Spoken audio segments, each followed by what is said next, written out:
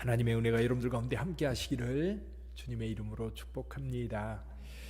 지난 14일 동안 풍랑 속에서 사경을 헤매다가 간신히 육지에 도착을 했습니다.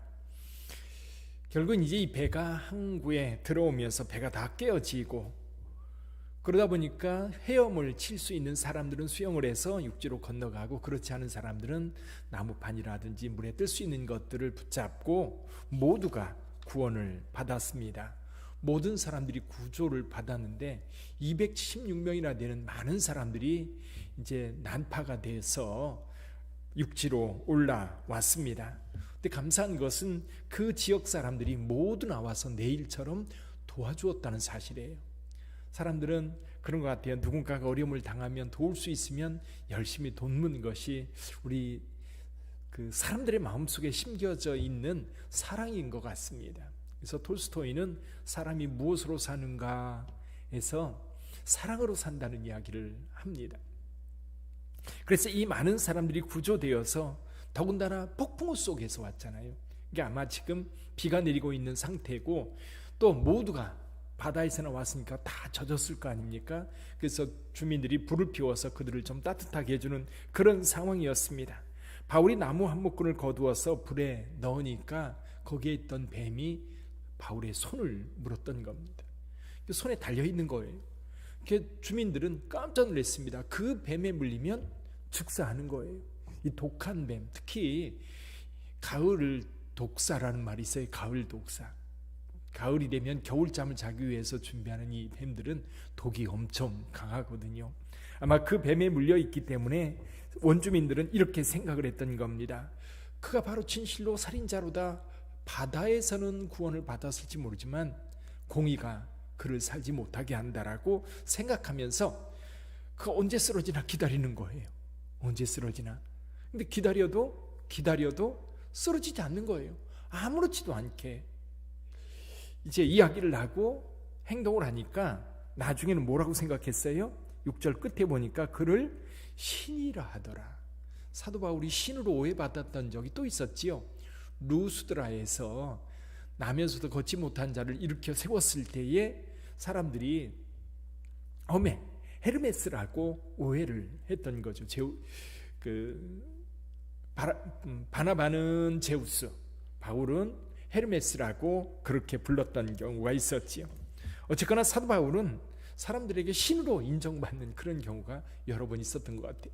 또 한 가지는 이 섬에 보블리오라고 하는 사람이 있었는데, 그 사람의 아버지가, 이 사람이 많은 도움을 줬는데 가서 보니까 그 사람의 아버지가 열병과 이질로 인하여 고생하는 것을 바울이 가서 기도해 주므로 낫게 되었습니다. 우리 10절을 좀 한번 읽어볼까요? 10절 같이 읽어봅니다. 후한 예로 우리를 대접하고 떠날 때에 우리 쓸 것을 배에 실었더라. 아멘. 여기 후한 예로 우리를 대접하고 떠날 때에 우리 쓸 것을 배에 실었더라. 여기 후한 예로 우리를 대접하고, 여기 우리가 누굴까요?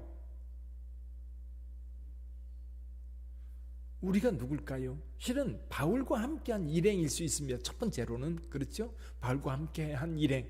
누가 바울과 지금 같이 왔습니까? 같이 온 사람이 누구죠? 이 글을 쓰고 있는 누가? 왜냐하면 이 내용, 배가 이렇게 풍랑을 만나서 고생을 하는 그 모습을 상세하게 기록하는 걸 보면 이 필자가 지금 여기에 타고 있다는 사실을 알 수 있지요. 지금 누가가 처음부터 지금 동행하고 있습니다. 또 한 사람이 있습니다. 데살로니가 사람이 있었지요. 그 사람이 함께 지금 배를 타고 왔어서 바울의 일행을 구성하고 있고, 또 조금 확장하면 누가 있습니까? 조금 확장하면 바울을 호송하고 있는 군인들이에요. 좀 더 확장하면 이 배 타고 있던 276명 모두입니다.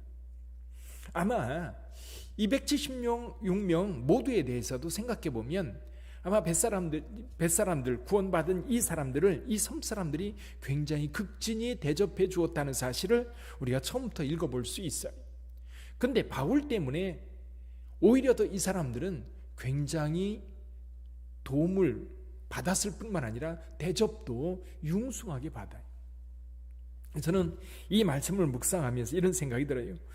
후한 예로 우리를 대접하고 떠날 때 우리 쓸 것까지 배에 채워 주었는데 여기 두 가지 문제, 하나는 바울이 뱀에 물렸어도 죽지 않았다라고 하는 이 신기한 일과 또 한 가지는 보블리오라고 하는 이 섬의 제일 높은 사람의 아버지를 병에서 고쳐준 이 사건. 그런데 거기에 따라서 9절에 보면 이러므로 섬 가운데 다른 병든 사람들이 와서 고침을 받았다. 저는 이 말씀을 보면서 이런 생각이 들어요. 바울 때문에 이 뱃사람들 다 살았고요. 이 바울 때문에 그 섬에서도 대접을 융숭하게 받았고요. 여러분 며칠 있다 온 게 아닙니다. 3개월 머물렀어요. 3개월 머물 때에 그 사람들, 이 섬 사람들이 호의적이지 않았다면 그렇게 편안하게 있을 수 있었을까요? 그리고 떠날 때에도 이렇게 필요한 것까지 배에 실어 주었을까요? 그러지 않았을 겁니다. 도와주는 것 자체만으로도 그들은 기뻐했을 거고, 도움 받은 것만으로도 이 사람들은 굉장히 구조받은 사람들은 굉장히 안도의 숨을 쉬었을 거예요. 어쨌거나 바울 때문에 그들은 융숭한 대접을 받았고 더 나은 대접도 더 나은 평안을 얻을 수 있었다는 겁니다. 저는 이 말씀을 묵상하면서 오늘날 교회를 생각해 봐요. 과연 교회는 지역에 있는 함께하는 사람들에게 복이 되는가? 도움이 되는가?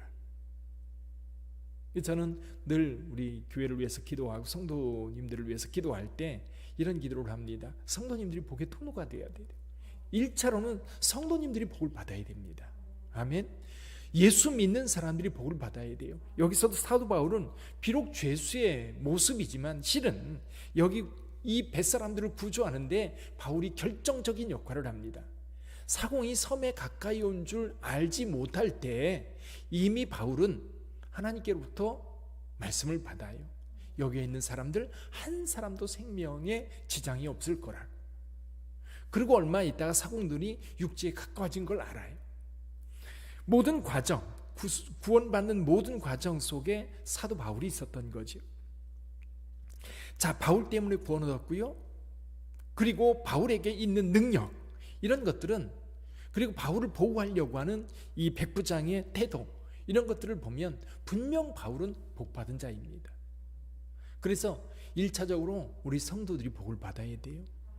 건강으로도 또 물질로도 또 세상에서 대접받는 것에도 여러분 성도들이 1차적으로 은혜를 입고 하나님께 복을 받아야 됩니다. 또 한 가지는 여러분 때문에 여러분의 주변 사람들이 복을 받아야 돼요. 여러분 때문에 여러분의 가족이, 여러분 때문에 여러분의 직장 동료들이, 여러분 때문에 여러분이 사는 동네가 복을 받아야 돼요. 옛날에 그 서울여대 교수였던 장경철 목사님께서 축복의 통로라는 책을 쓴 적이 있었어요. 축복의 통로라는 말을 그분이 제일 먼저 썼는지는 모르겠지만 아마 그분이 그 책을 쓰면서 축복의 통로라는 말이 유행하게 되었습니다. 자, 우리는 축복의 통로가 돼야 돼요. 우리 때문에 주변 사람들이 복을 받아야 되는 거예요. 주변 사람들이 도움을 얻어야 되는 거예요.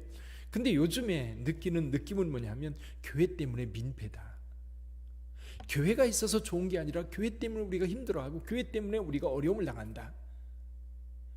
그제도 전주에 있는 어느 교회에서 치유 집회를 했다는 거예요. 신유 집회, 치유 집회를 했다는 거예요. 이것이 또 일파만파 전국에 퍼져가면서 지금 또다시 교회에 대한 그 비난이 쏟아지고 있어요. 사실 대부분의 교회들은 건강하거든요. 대부분의 교회들은 방역수칙 잘 지켜서, 큰 교회들은요 수시로 사실은 요즘에는 이 확진자들이 다녀가요. 근데 큰 교회들을 통해서 또 잘 지키는 교회를 통해서 전혀 확산되고 있지 않아요. 근데 몇몇 교회 때문에 모든 교회들이 민폐다. 그렇다면 이건 심각한 얘기거든요. 교회가 무엇인가부터 먼저 생각해 봐야 되는 거예요. 교회가 세상을 구원하는 구원의 통로가 되고 축복의 통로가 되고 구원의 방주가 돼야 되는데, 오히려 교회 때문에 세상 사람들이 살기가 힘들어지고 교회 때문에 세상 사람들이 불편해지고 세상 사람들이 어려워진다면 뭔가 교회가 잘못되어 있는 거예요. 본문의 말씀을 통해서도 분명히 사도 바울 때문에 거기 함께 했던 사람들이 은혜를 입었다면 오늘 우리도 이 교회가 지역사회 또는 여러분이 함께 있는 그곳에 있는 사람들이 은혜를 입어야 돼. 사랑하는 성도 여러분, 그를 위해서 함께 기도할 수 있기를 바랍니다. 교회가 민폐가 아니라요, 교회가 있어서 그 지역사회가 좋은 사회가 되어야 되는 거지. 예전에 그런 얘기가 있어요.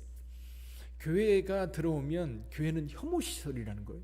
왜 교회가 혐오시설입니까? 교회가 있으므로 사람들이 그 교회 때문에 혜택을 많이 봐야 되는 거지. 그 교회 때문에 지역사회가 좋은 사회가 되어야 되는 거지. 그래서 교회는 늘 지역에 교회 때문에 주변 사람들이 복을 받는 축복의 통로로서의 역할을 잘 할 수 있도록, 그리고 우리 빛된 교회가 그 역할을 잘 할 수 있도록 우리가 건축을 위해서 기도하고 있는데, 그 건축의 문제가 단순히 그냥 우리만을 위한 교회가 아니라 지역에 어떻게 하면 이 지역사회 속에 하나님의 은혜의 통로로서의 역할을 감당할 수 있을까를 우리가 함께 기도하면서 준비해야 될 줄 믿습니다. 그리고 여러분 때문에 여러분의 가족들이, 주변 사람들이 복을 받게 해달라고. 저는 성도들 위해서 기도할 때 그렇게 기도해. 우리 아이들을 위해서도 그렇고 또 우리 성도들 위해서 기도할 때, 성도들이 직장에 출근합니다. 그래서 예전에는 그 직장을 선교지로 생각하고 일해라. 근데 선교지 맞아요. 그러니까 우리 교회 성도가 거기 가서 일함으로 그 회사가 복을 받아야 되는 거예요. 요셉이 애굽에 내려가서요, 요셉이 있는 데마다 복 받아요. 보디발의 집이 복을 받고 감옥이 복을 받고, 어디가 복을 받아요? 나중에는 애굽이라고 하는 큰 나라가 복을 받고. 그래서 저와 여러분들은 이 지역사회나 여러분들과 함께 있는 분들이 여러분 때문에 고맙다 소리를 해야 돼요. 어제도 이 동사무소에 잠깐 갔었거든요. 계란 좀 준비해가지고 갔는데 목사님 이런 것까지 챙겨주십니까? 그럼 이제 동장님하고 잠깐 이야기하면서 이제 느낌이 그런 거예요. 빛된 교회가 있어서 이 동이, 이 지역이 좋은 동네가 되는 거예요. 사람들의 인식도 달라지고요. 그리고 어떻게 하면 교회가 어려운 이웃들을 위해서 도와줄까? 또 반대편으로 생각하면 어떤 사람들은 어떻게 하면 도움을 받을까? 그러면서 막 웃으면서 하는 얘기가 뭐냐면, 엊그제는요 김치 달라고 와서 때를 쓰는데 아주 혼났어요. 김장 때는 좀 그럴 수 있는데 요즘에 김치 달라고 하는 사람이 어디 있느냐는 거지. 근데 교회는 누군가 필요하다고 해서 도움을 주려고 오니까 전혀 상반되는 거지. 그래서 교회가 지역사회의 복의 통로로서의 역할을 잘 감당할 수 있도록 여러분 기도해 주시기를 바랍니다. 기도하겠습니다.